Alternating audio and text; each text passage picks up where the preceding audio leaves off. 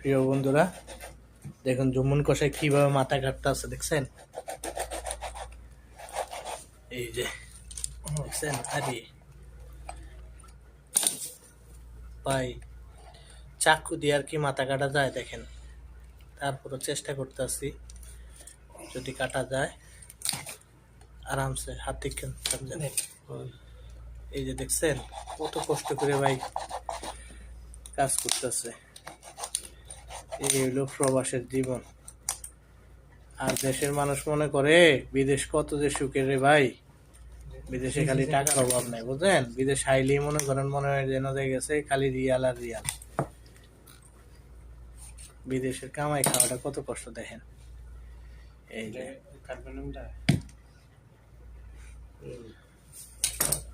দেখছেন একদম গামাই গামাই গেছে।